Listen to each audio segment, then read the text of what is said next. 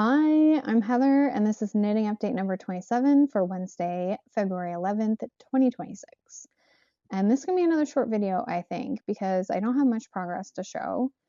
Yesterday I said I was going to work on my sock in the evening, but I didn't do that because we ended up watching the movie Primate, which is a somewhat new release. It's a horror film about, I guess, a chimpanzee, and it was really good.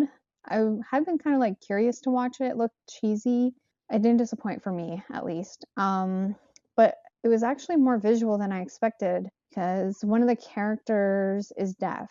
So there's actually some scenes with no dialogue, just subtitles.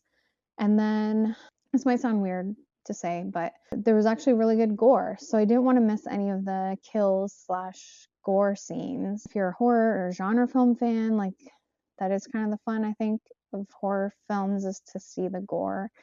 And this film was actually pretty creative when it came to the gore. So I was curious to watch this movie because I saw the trailer and it's a subject matter that I was like obsessed with, chimps. I think last year I watched the HBO, was it HBO? Anyways, I watched the series Chimp Crazy, which was done by the same guy who did Tiger King, which I still have yet to watch. But Chimp Crazy, I think it's 4 episodes or 6 episodes, and it's like documentary style. It's following this woman who, and other people who, I guess sell exotic animals, specifically chimps, but it's, and other primates, I guess. And talks about how horribly wrong it can go having a chimp or primate as a pet, or thinking it's your family member. And I was just, yeah, fascinated by that series. And so when I saw the trailer for Primate, I was like, I have to watch this. This is kind of right up my alley. But I also felt the trailer showed everything that was going to happen in the movie. So I guess this is a spoiler to say the most fun thing that they didn't show in the trailer was how good the gore is in the movie. If you don't like horror movies and you don't like blood, don't watch it. But if you like those things, just know it's like a pretty cheesy film, but you might like it.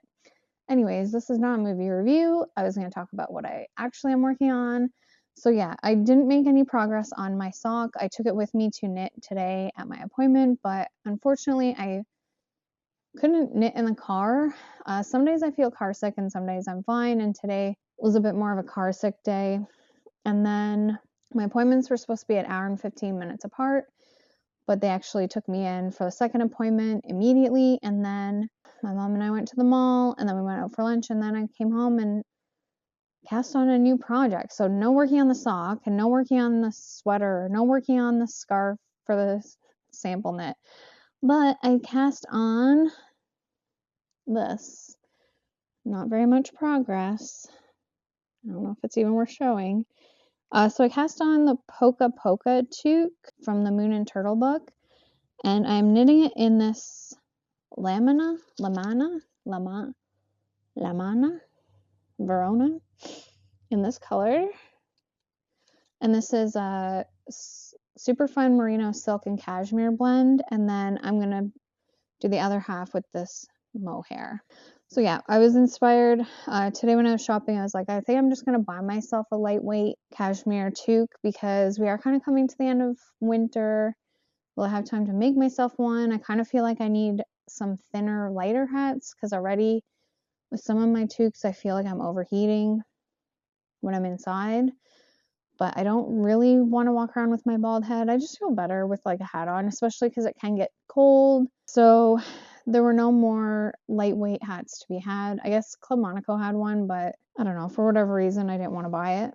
And then when I came home, I thought, you know what, I'm just going to cast on the Polka Polka.